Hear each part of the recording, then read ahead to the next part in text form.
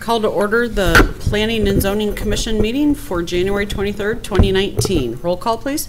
Barbie? Here. Buckley? Here. Castro? Here. Klein? Maxwell? Wright? Chair Doe? Here. 4 present. Approval of the agenda. Any additions, deletions, or corrections? And if none, I'll take a motion.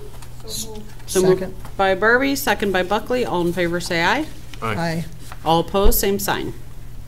Approval of the December 5th, 2018 minutes. Any additions, deletions, or corrections? If none, I'll take a motion. So moved by Buckley. Second by Barbie. All in favor say aye. Aye. Aye. All opposed, same sign. This is the public participation portion of the meeting. If you have any thing that you would like to raise that is not part of the agenda, we welcome you to the podium. And there being none, we'll move on to new business. We have a public hearing, a petition for approval of City of DeKalb initiated text amendments to Chapter 23, in quotes, Unified Development Ordinance of the Municipal Code to amend Article 7.06 to further restrict the type of fences allowed, Article 7.12 to change who authorizes traffic studies, Article 12.03 to allow alternative paving materials for parking lots and driveways, Article 12.04 to modify the landscaping and berming requirements for front, side, and rear yards, Article 13.02 to allow variations for off-site temporary signs, Article 16.03 to change the reference from Board of Appeals to Planning and Zoning Commission regarding appeals, and Article 18 to amend the regulations regarding the reference to the Board of Appeals, the appeals process, and clarifying what variances can be applied for. And I open to the city. Thank you, Chair. At the December 5th Commission meeting, if you recall, we had a discussion regarding various text amendments to the UDO. So after that discussion and feedback from the Commission, we put together a public hearing notice, published that for a public hearing for this evening. And I'll just go through the proposed changes that we have for the UDO. The first article that we're proposing to amend with fences, and that relates to the materials allowed for fences. Currently, we do have some restrictions regarding what fence materials you cannot do, kind of limited. We wanted to expand that to make it clear what materials will be allowed. Currently, barbed wire fencing is allowed in the side and rear yards only, and that's only in the industrial zoning districts or to protect electrical substation. The regulations also allow barbed wire in GC, General Commercial District, if approved by the council. So the only other type of fencing that is restricted is electrified fences, which is prohibited in all zoning districts. So as discussed on the 5th, we wanted to suggest a list of prohibited fences be expanded, what materials. So the proposed language does add to the prohibited fencing, chicken wire, and permanent snow fencing. Also does restrict, and we kind of use this language to cover, I mean, there could be a host of other materials. So what we came up with is any other fence constructed of materials not specifically manufactured for use as a fence or from used or discarded materials in disrepair. We also added, we didn't really have it clear that for temporary fencing, so we added a sentence regarding temporary fences to allow those for construction sites, special events, temporary uses as allowed in the UDO, and for public safety purposes as determined by the chief building official. So that kind of gives them the authority to approve temporary fences, which we've of course allowed in the past, but just makes it clear what they're allowed for. I'll go through each article if that's okay. If you got questions as we go, certainly bring them up, and then we can cover at the end any questions. Article 7.12 is traffic access and impact studies. This is simply changing the currently the language has authority of the council with recommendation from the Public Works Director to require traffic studies for development projects. We're simply just changing that to the city engineer, which kind of follows current practice on what we're doing. So Article 12 is the next section that was looked at. That's the parking regulations and the construction requirements for parking lots and driveways. Currently, the UDO allows for commercial and residential for parking lots and driveways, Portland cement concrete for the material, or asphalt. The staff has looked at alternate materials such as permeable paving, concrete pavers. On private property in the past, we've got requests from owners. Some have constructed them already for alternate type of materials on their driveway. We currently don't allow those beyond the concrete or asphalt. So we worked internally, worked with our city engineer to come up with some language, some specs to allow this because we think it can be applied in good situations and certainly is a more eco-friendly option regarding the use of these. So we came up and kind of split it between the single family and duplex versus a commercial and more multi-family, parking lots and driveways. So for single family, two-family applications, we just have a minimum 3-inch concrete pavers over a 4-inch of clean crushed stone base with an allowable addition of 1 inch of fine setting material that would be like sand. So it'd be the base, gravel base, the setting material on top, and then the concrete pavers on top of that. So those specs do meet the requirements for a hard surface as required in the UDO, but allows the water to permeate through. It's eco-friendly or option if people choose to do that. Some like to do that for the driveway or maybe the ribbon on their driveway, et cetera. Not talking about walking paths or anything, around the side or the back of the house. That's not part of this. This is for the parking of vehicles on. Also, there's standards regarding the concrete pavers in the color, listing the basic ones, red, gray, and brown, and should coordinate with the streetscape and as approved by the community development director, so the director can approve other colors of paver blocks if needed. So then for multifamily commercial lots, we have a little bit more stricter standards in terms of the specs on that. We're looking at 3-inch depth still for the concrete paver, 8 inches of clean crushed stone, and allowable 2 inches of fine setting material. So a little bit thicker because you're having heavier vehicles, more vehicles on commercial parking lots and driveways. Language is also included to not allow, so in terms of the public right-of-way between the sidewalk and the curb, we're not allowing these concrete pavers in that area. In the right-of-way, that's the city's right-of-way, so in case we need to do any utility work or something, we don't want to be digging up these concrete pavers, a little more costly to replace, so those aren't allowed in those areas. We did receive one correspondence email from resident business owner Steve Irving requesting a language to be allowed to, and I'll bring up, it was in your packet, ask the commission to consider, he's in support of the concrete pavers for driveways, ask us to consider allowing or changing the regulations to allow the grass strip between theirs as an image from a, he provided from a recent article in the newspaper regarding that. We didn't propose any language changes. We want to bring it up to the commission for discussion. In terms of the staff, I think there was concerns regarding maintenance for something like this. You have the grass in between. That could, over time, with the oil dripping and salt in the winter, die.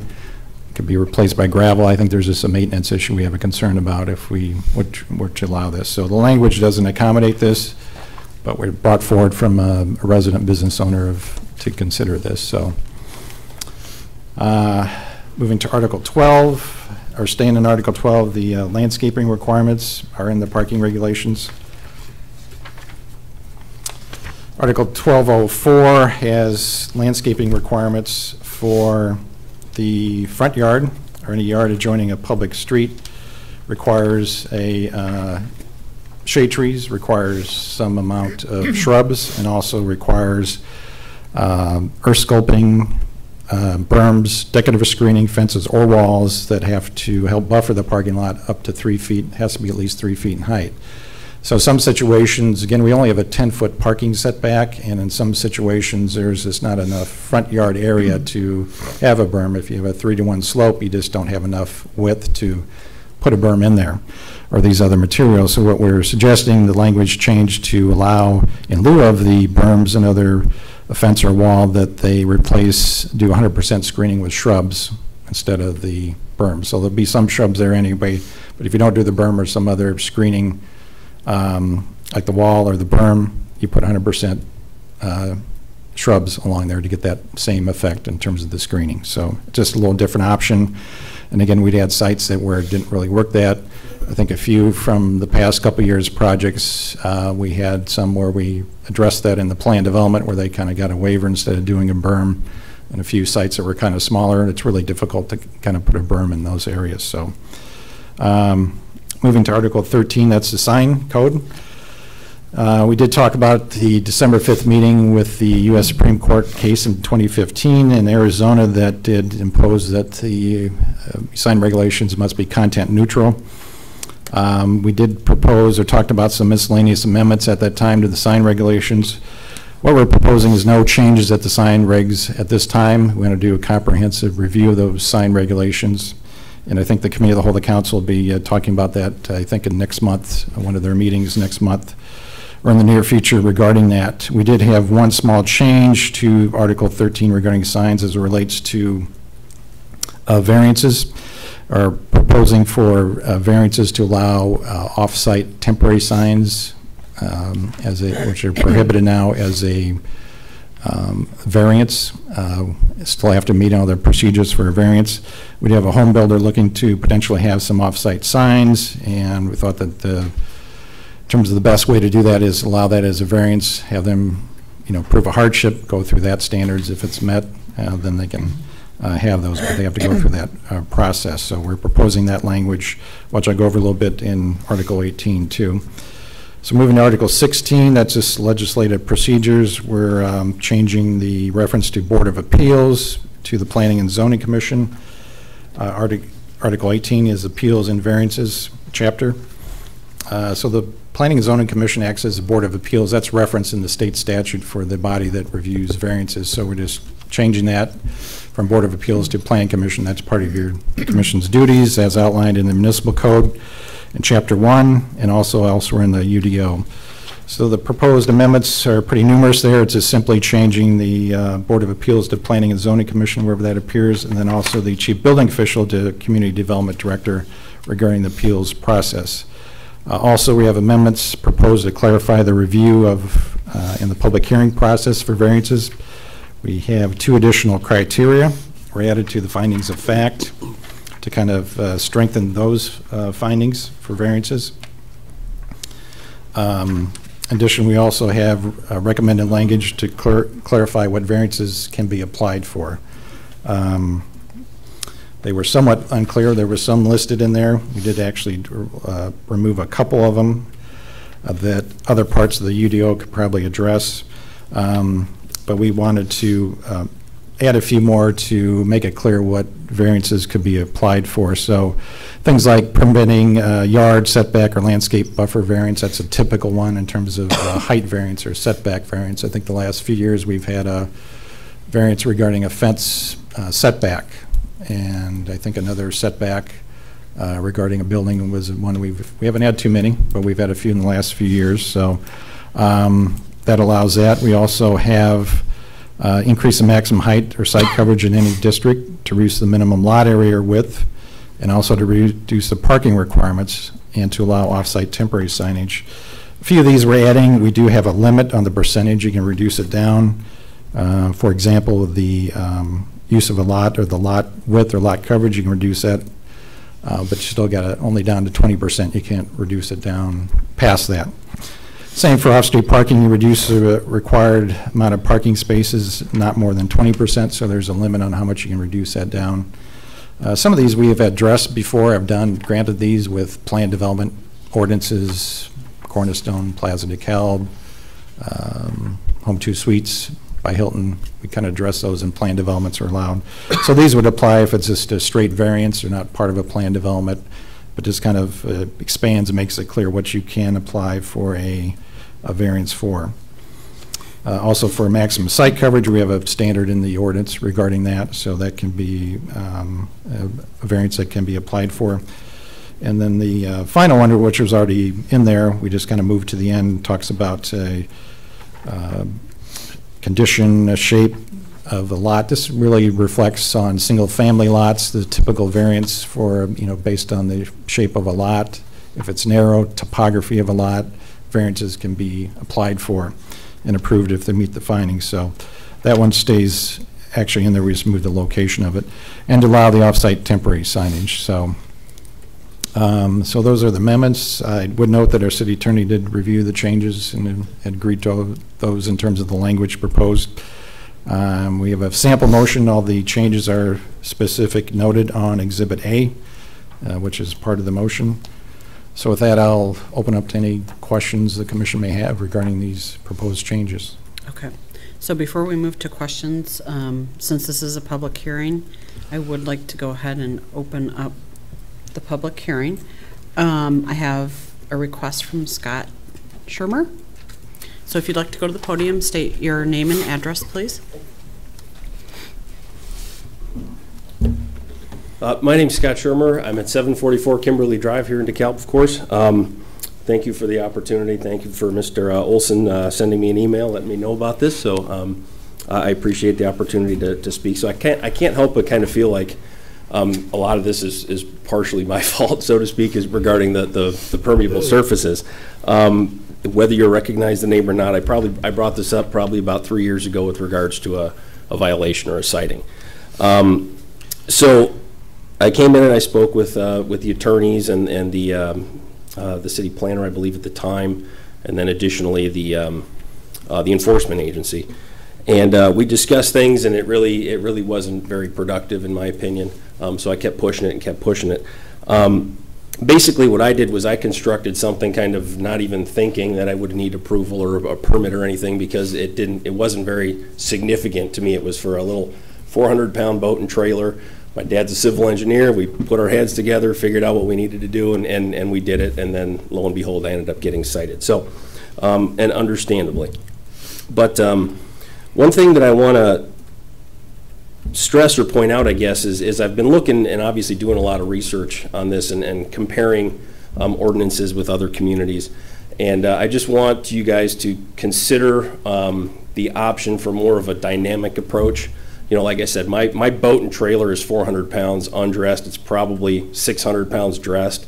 And the requirements that are being put forth are 3-inch pavers with 4 inches of gravel. I mean, this is engineering that would be for a 22, 25, 30-foot RV. So I did something out of economy that worked for me.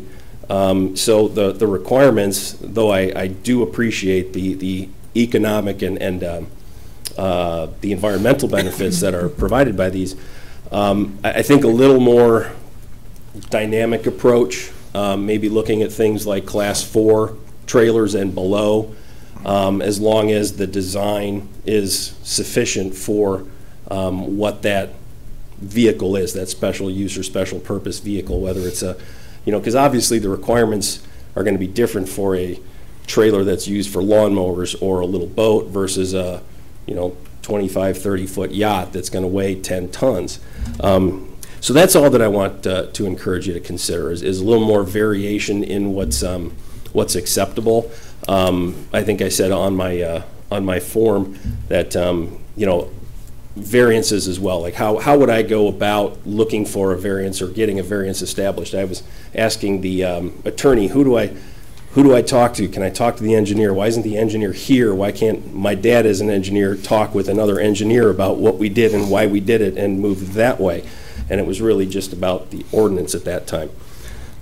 So that's really all I'm just encouraging you to do is think about a little more variation or dynamic approach to it, because what may fit for one application doesn't necessarily fit for all, and I don't think anybody wants to go spend $3,500 to pave and repave and redo their driveway when you could actually do it engineeringly legitimately for a couple $100 with some pavers and other materials to keep those pavers in place and not settling. So I guess to sum things up, my biggest question or my biggest issue is talking to a technical expert and discussing what my concerns are, what my needs are, and going forward with that to get a permit, get an approval, get suggestions or feedback on, hey, this isn't going to work, this is what we'd like to see you do, and a little more openness instead of just making it kind of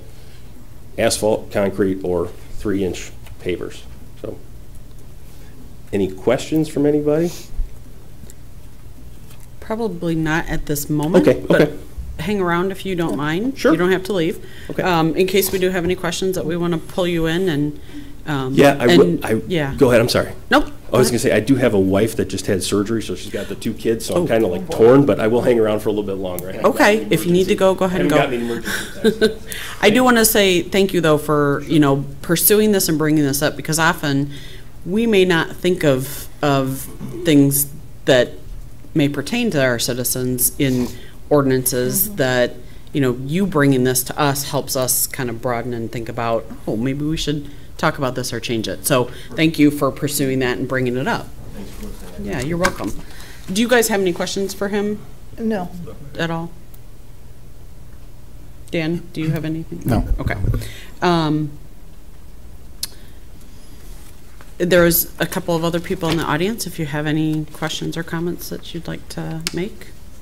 Nope? Okay. So I'm not going to close the public hearing yet, but move to you guys to start conversation and questions. And I do have one. Yep. I'll just throw it out. I don't know if it's just a general. The changes that we're looking at are for primary parking spaces in driveways. Yeah, Do they we cover, have something that would be a temporary or a side space that's not going to be used by normal vehicles? would be for any driveway where any type of vehicle would be parked. Okay. So even a side one, if you had the regular driveway, if you had to side something inside of your garage, or a lot of people have little, off areas where they park cars, et cetera, other vehicles there, that would cover that too. There's no separation in terms of the standard here. We wanted to have a kind of a minimum standard to make sure that these were constructed properly. If there, not enough depth on the crushed stone or the, the concrete pavers as opposed to brick pavers, which crack a little bit Right. more, so it's more something more durable, more long-term, that wouldn't break down over time. But there's no breakdown between secondary storage areas and the primary driveway. I for was this. wondering, maybe we could consider that, because I think there's a lot of people that have small things. They're not huge RVs or 36-foot boats. They're the small boats or the little pop-up campers. They need to store them somewhere at their home, but they need the parking spot for their cars. So maybe there's an additional thing we could add that puts some criteria in for under X amount of pounds as a temporary, non-permanent, because if they move or sell the house, it can come up and go away. It doesn't have to be there forever. Maybe there's something we could look at, because I see a lot of that around town. There's a lot of people that have boats and RVs and smaller things that are at their houses. Just a thought. My turn. yeah, you guys can I'm jump done. in whenever. It's kind of a discussion Water's fine, night. jump in. Very Yeah. nice. Mr. Olson, let me get the small things out of the way first. I'm looking at Exhibit A and the 6th page. So this is section 12.03. So it's the second page of that section. It should be lowercase. This is small thing again. Sorry, David, where was that? Article On the 1204? 6th page, it starts with number 7 at the top. So in the equation it says lowercase n. It's a small thing. That's probably the editor working against you there. Okay. The other thing is the previous page on section 12.03. If you keep on going down halfway, you have section B, permeable design of concrete paver, and you have a number 1, and that number 1 ends as if there's going to be a list of criteria. It says meet the following requirements, and I was expecting all other items to be indented once Bullet point. to the right. Take a look. I'm not totally convinced, but if you take a look and review that later, that may come up. Okay. Does that make sense? Yes. Okay, so those are the small things. I have 2 other things that are a little bit more open for discussion. The first one, it has to do, in fact, it's on the second page of Exhibit A, has to do with fences. So the second page, and it's step point number 11. At the very end, it reads, for use as a fence or from use or discarded materials in this repair. So that part, the general problem that I have with that is that it's very open to interpretation, and we're gonna be having it back and forth, you know, defining what this repair is, and for a citizen, something in this repair may be something that looks really bad. For another one, is something that is not necessarily very functional, and those two things are very different, and then we can get into discussions. So unfortunately, I don't have specific suggestions right now on how to define that further. But I guess the open question to this commission and citizens is, how can we define this repair a little bit better such that we minimize the chances of misinterpretation or open to interpretation?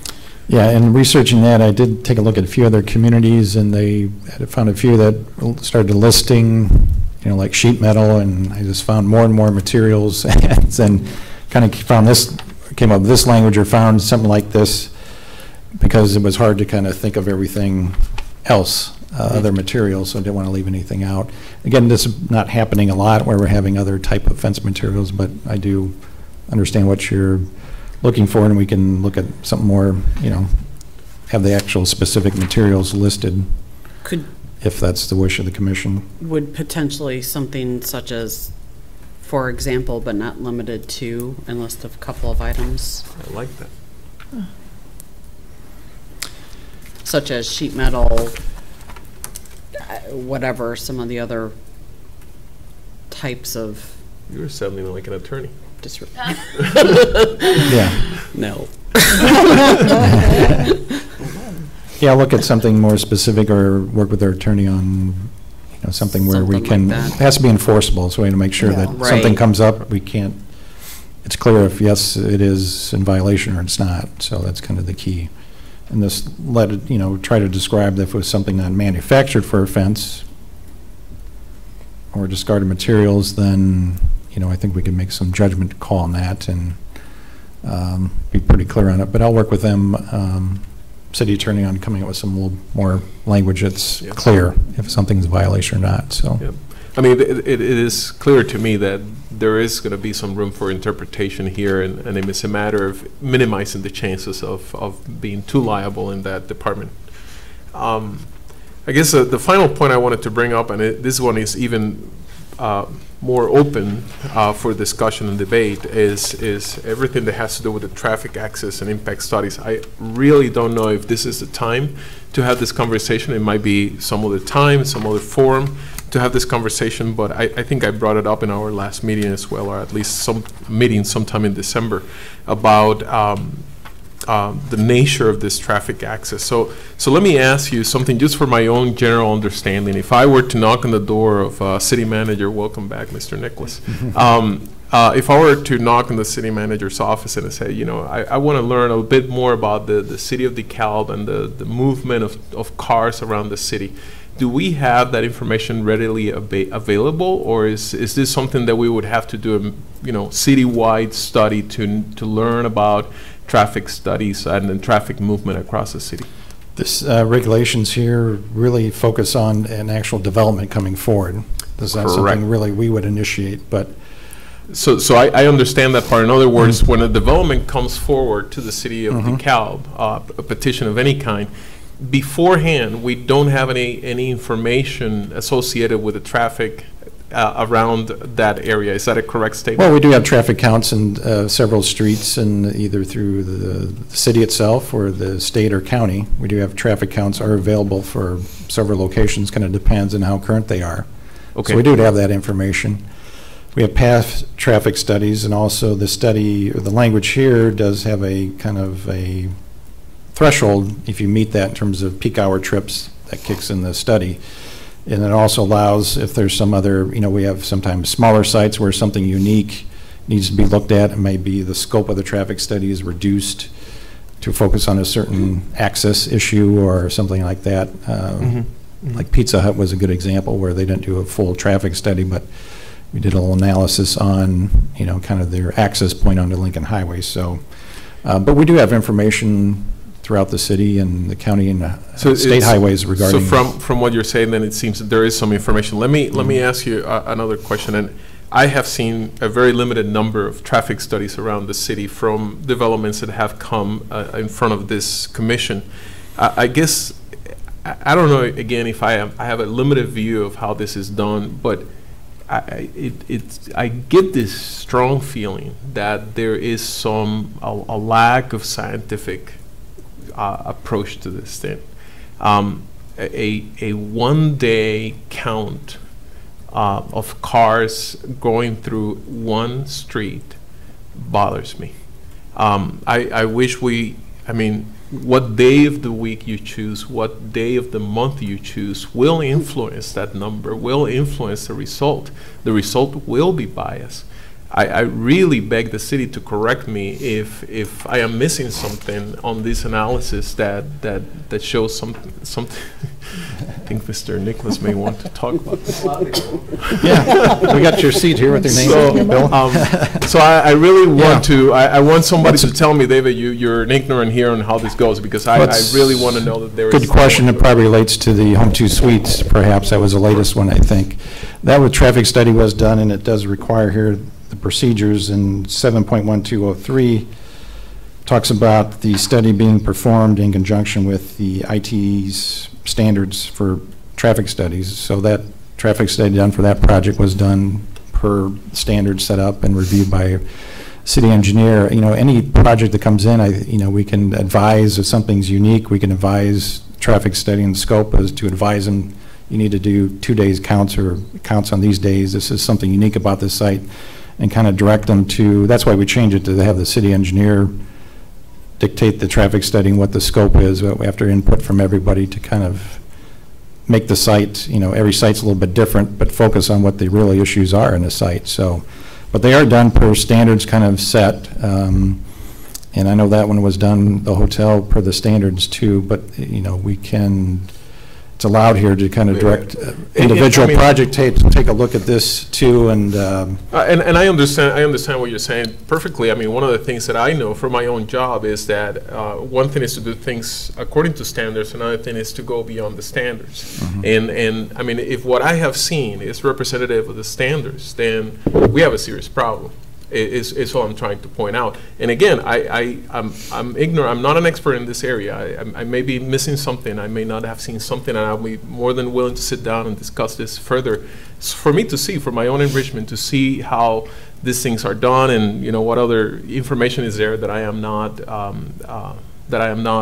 familiar with. So far, I perfectly understand what you're saying. I'm just trying to start this discussion and hopefully get somewhere positive with all this. And I don't know if we want to put in language like this, details of what each traffic study should have. So I think we want to, we mentioned the standards that has to be complied with, but things like, should be 2-day count, 3-day. I think we want to leave that for a particular project and determined by our expert city engineer to determine if. And it may be, I mean, from what I see here, that the city engineer is the one that approves versus the city council. I don't have a problem with that part. I just wanted, it might be the case that this is a discussion that belongs to a different forum, a different discussion here in this meeting, but in this commission. But I just wanted to open up the discussion. So thank you very much. Mm-hmm. And I think David brings up a good point that you just were saying too, Dan, that Katerina was just asking me. What constitutes a day? If the standard is a day, is it 10 to 2, and that's considered a day? Is it 8 to 5? Is it 7 to 7? I think that was one of the biggest issues that came out of the traffic study. That kind of relates to the peak time. They measure the peak times in morning and afternoons. Right, exactly. And, which is in defined their mind, the peak times might be 10 to 2. In our minds, the peak times might be 7 to 5, depending on the location and where it's at. So I think taking that into consideration also, if possible, if we want to put some of our guidelines on, or direct us, what is a day, just so we have an idea. Well, I think the typical, you know, they look at the peak times, the morning and afternoons in traffic study. That's the peak traffic. That's what they're focused on, not the lag time when the traffic's not as, and they look at, like the hotel, I know they looked at a weekday when school is in session, and look at the peak and afternoon times too. It kind of depends on the site and the traffic in the area. And the language does allow, you know, the parameters are set for the traffic study by the, if we change it to the city engineer, so it fits kind of that area to really focus on what do we need to look at in this particular study. Right. And I don't know if we want to get so detailed down to define what a day is. That's defined in the manuals, and this, you know, the ITE standards are kind of determined there in terms of what the peak times are, the days, and then they can be directed to, you know, look at different times if needed based on the site location. So I don't know if we want to get that detailed in this language of what the definitions are of traffic study terminology and all that, but. Right, yeah. Yeah, I want to say, because I was unhappy with this at the time with the hotel, because all the citizens that were here did clearly not agree with the traffic study. And if it's better defined from the beginning on, you may have more buy-in into it, because they all said, well, I wait here 5 minutes. And I've waited at those places 5 minutes to try and get across the street. But that wasn't part of in the traffic study, that didn't come out. Right. And then, of course, they're an interested party, right? I mean, they were paid by the person who wants to put up the hotel. That was reviewed by our city engineer. They did the study, but it was reviewed by our city engineer to make Yeah, sure it met all reviewed, the but standards. who paid for the study? The developer. Yeah. Yeah, we don't. So, I mean, they're an interested party, so they will interpret things in a different way than. Well, our if city we- engineer working for us reviewed that study to make sure it met our standards, what we're looking for. And their time was paid for by the developer too. Mhm. Yeah. Does Bill want to weigh in on? Just, Looks like it. I mean, you're covering good ground. Good evening, everybody. Good evening. And Good evening. Thank you for giving me just a few minutes, and I'm sorry I was a few minutes late. It was another meeting, but I've worked with traffic engineers for 35 years, and Dan said it best, and some of you have said it as well. Ultimately, it comes down to the judgment of the local authority, and that includes not only the city engineer, but also persons like yourself who are weighing in on this, making a recommendation to the council, and then ultimately the council. So the council can choose finally if it wants to go beyond what seems to be the generally accepted traffic criteria, or, you know, basically what it gets down to, this is what it's all about. It's not about how many trips at a certain intersection. It's about what the safety is. And you will judge what is safe. Ultimately, the council will judge what is safe. The city engineer will judge what is safe. People who are in the audience will have an opinion about that. Resorting to this standard, it's the national standard, the Institute of Traffic Engineers. There are people in rooms in big buildings that are studying this stuff all the time and have much more expertise than I do, I know. And they work with worldwide experts in the same general field, looking at metropolitan areas across the globe, and they'll come up with a certain criteria. But Katerina, you said 5 minutes might seem like an hour to a person who's in a hurry to get to work. I've been that person, and I've done stupid things, and I'm happily here to say that, but others haven't. And so ultimately, it's going to be something, as David said, that we have the ability to trump. Talking in a dictionary.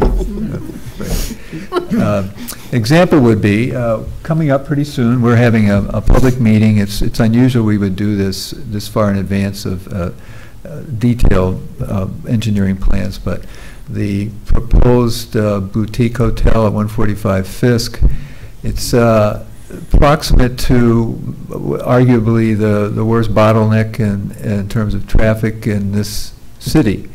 So there might be standards for coming in and out of there, so many trips per hour and so forth, pick the hour.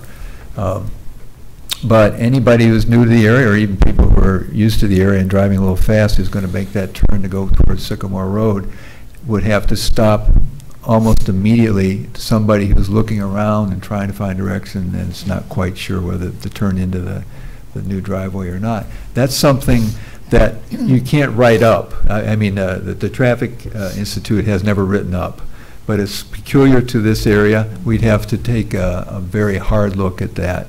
And I'm not going to prejudge what the standard will be, but we've asked them to do a traffic study. So that will be a case in point. If it gets to this point, that would be obviously something you could look at and look at very hard. There are many places on Peace Road, I know, where people trying to get out of an unsignalized intersection, particularly up in the Sycamore area, Brickville Road, Freed Road, and so forth, and it's obviously a safety issue. So I think you're right to be concerned, and we will try to answer questions as time goes along, as different projects come to you. Thank you. Thank you. So I really didn't have a whole lot to ask or talk about, but is there anything that we can potentially consider in regard to what Mr. Shermer had brought up? Yeah, that's up to the commission. I mean, Okay. you can, there's no language, the proposed changes here doesn't address that issue. You could certainly, you know, make a motion to amendment. You can have the direct staff to look into it more, and we can continue the hearing and come back to the next meeting with, take a look at that in more Just kinda detail. what you were saying. Okay. Do you have anything, Bill? Which is kind of what Vicki was also. Yeah, I think it would be nice to look at a secondary, not your primary driveway that your primary vehicles are in, but a secondary that isn't going to house a 3,000-pound car, that is going to be used for something like he's using it. May I, just one last time? I just ask you to consider this, and we'll consider this as we do our work. I have no doubt that Mr. Shermer will, if he's given that opportunity, build exactly what he's described for the size vehicle that he's described. What we have run into many times in the past is people will say, I'm not before a meeting like this, but before the building inspector who's going to issue the permit, they'll say, I want to do this. And then we find they move away, somebody else comes in and starts parking there because it's there. And it's not set up to carry a Suburban or a heavy pickup truck or whatever, but they understand that it's there for whatever they want to use it for. And we spent a lot of years here a while back, my last tour, dealing with people who put a little gravel, maybe even compress the gravel and try to, you know, keep it up. And pretty soon the grass starts growing through and the neighbors complain. But the original intent was pure enough, was sound enough. So we just have to balance that. There may be another way. I'm not an engineer, so as far as the bedding goes and the aggregate, whatever the base is, maybe there's a way to do that. So it, as Dan was saying, it doesn't have to be a couple $1,000s. It really depends, of course, on the size of the area. We'll look at it. We'll try to find a middle ground. I'm all for trying to do that. But I just wanted to caution the commission that when we permit these things, it's supposed to be for all time or for the foreseeable future, not just for the current user. Yeah, as Bill mentioned, it's kind of enforcement too. If we have an inspector going out, and it's got to be clear what, if we do that, what type of vehicle can be on the surface. Do they know what type of surface that is? Do they know the weight of the vehicle, or is it, how's it identified? It's an enforcement issue too. We got to make sure that this can be carried on in the future if things change, that we can enforce these regs. So I think with this one, we'd like a little more information brought back to us before we. Some alternatives, maybe some ideas on how we can Is there incorporate. any other things to look at in the rest of the language? Or? Oh, I had just one little thing. What David said, the 11 is. I'm sorry to harp on it, but if the material is used or discarded, but it is not in disrepair, then it's okay. Correct? That's the way I read it. prohibited fence, that language needs to be. Yeah, looked no, at. it's just that, I mean, people, we want to encourage recycling of materials, right? We don't want to, so if somebody reuses something to use it as a fence, then I think that's actually good. Depends Like on a what it pallet. is. Yeah. Yeah, what and how. Mhm. Or if somebody is very artistic and, I don't know, that I guess needs a special permission if you have an artistic fence. I have some itty bitty things like a 2B, it should say is and not it. There's a comma missing in 8B. And the colors, some of the corrections are purple and orange. It doesn't matter, right? It's just that the computer did a weird Yeah, thing. we had different. Mine are red and yeah. blue, Okay, or purple and blue.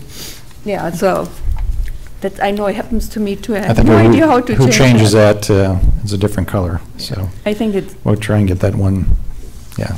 If it's underlined, it's in addition, the color differences doesn't really matter there. well, there's some orange later, so, on mine. Mine's not. So Dan, I do have a question about in the fences area. So on 11, the electrically charged as part of prohibited fences. So, and I just don't, I'm just asking this because I just don't know. Dog fences, so those invisible dog fences, which do have an electric charge to them. So are those prohibited? No. You don't feel it. Yeah, Only the that's dog. currently in the UDO right now, is electrical charge fences are prohibited, so I think they're more intended for the above ground. Okay, I know we have These are varied. a handful of underground. It Okay. doesn't cover that, but maybe we need to clear that out. Clarify Need to put an that? exclusion Yeah, in that's there. currently in the UDO now, so electrified fences are wear- prohibited. but- okay. yeah, they have to work, yeah, you have to have a collar on for it to get you, but, We can clear that up. Yeah. Oh, Walk around with the color? no, I don't. oh, Just wanted You never know. You never know. Just saying. I did have another question too. You had mentioned when you were talking about the concrete pavers and the public right-of-way between the roads and the sidewalks, so the parkway areas, and that it's prohibited that there's any items such as concrete pavers placed in place of the grass. Does that include, if you've got a tree in your parkway and you put put the things around it. the concrete pavers around that, does that? This all relates to the drive, The driveway that's in the access right of area. way. Okay, okay. There's we do have other I just standards wanna make sure. regarding treatment in the parkway regarding landscaping. There was quite a discussion actually last year regarding all that. So it doesn't include Right. that. It's just the driveway Okay. that you can't put the paver blocks. It's still got to be the concrete or the asphalt. Yeah. Gotcha, okay. Are there any other ordinances that you think may still have the Board of Appeals listed that need to be changed? Are you just coming across, as you come across them, then we're changing them? Or can we kind of have a blanket statement and say, if you go through, I think we caught them all in the UDO, any okay. reference to that. So we might yeah. be up to date and Yeah. good on those, okay. We can double check, but I think we did check all the articles for that. Okay. I didn't know if we Language. needed to give permission for you to just blanketly go through the UDO, and if there is any, to go ahead and change them, or, I believe we caught them all, okay, yeah. okay. That was all I had, actually. Is there any further comments or questions from the public before I close the public hearing? The only thing I would say is that I'm happy to work with you guys to work things out. If there's anything that I can do or I can provide input for, please, by all means, reach out to me. I'm happy to Okay. help. Okay, thank you, Mr. Schumer. So Dan, since we've asked for some further information on one of these items, would this mean that then we have to continue this public hearing, or can we go through and approve the others if we so choose? I'd recommend you just continue the public hearing Okay, to the next meeting, and we need a place, date, and time, so February 6th is the next meeting, okay, 6 PM here in the council chambers, and then, yeah, I don't think there's anything urgent in here that needs to be done right away. okay, Nobody's really working on putting paver blocks in this time of year, so, so I just recommend you continue it to the next meeting. The for all whole of it. entire Yeah, group yes, of yeah, change- probably okay. the best. okay. If that's what you all wish to do, then I'd be happy to have a motion. So moved. You gotta make Why a don't you, motion. if we can get a actual motion on that? Oh, or- no, we okay. now have to figure out something, right? Or just a motion to continue the next I meeting? move to continue Public hearing. the public hearing Until, what'd you say, until February? February 6th 6th. at 6 PM. Yes, good. Second. So motion by Burby, Sorry, second second. by Buckley. This can be just a voice vote, correct? Doesn't have Yes. to be roll call. All in favor, say aye. Aye. All opposed, same sign. Motion passes, thanks. Okay. Reports. As just kind of talked about, our next meeting is February 6th. As Bill mentioned, we'll have a concept plan or for the 145 Fisk. Actually, in the UDO, it calls a sketch plan, but a concept plan allows kind of a, before they do a rezoning on that site. So we'll have that for February 6th. So we're going to notify the neighbors within 250 feet of that site to allow to come in, hear about the project, voice their comments and feedback from the commission, and those allow some feedback on the project before they dive into the next, preliminary engineering, more detailed type plans, get some feedback from the commission, and then we'll go on to the council too. So that's one item we have for the next meeting on the 6th. And then that's all we have for that meeting. Again, doing a good job. Everybody let me know if you're not going to be at meetings coming up. So we always want to be cautious of quorum, so keep that up. And we plan to have, 2 meetings a month. I think we'll have enough projects coming in. We'll continue to have those. So Okay. appreciate feedback and everything. Okay. Before we end, I want to welcome Mr. Nicholas back to the city. We're glad to have you here. Thank you for coming, joining us tonight. I also want to publicly thank Jason Mishnick for his work that he has done with the city. Those that don't know, he's resigned and going off to be an executive director with the Tanzanian project. So good luck to you, Jason, and I'll forward wish that you on. well. Yes. So, yeah. Thank you. And I don't have anything else, so I'll take a motion to adjourn. So moved. So moved by Buckley, Second? second by Castro. All in favor, say aye. Aye. All opposed, same sign. We are adjourned.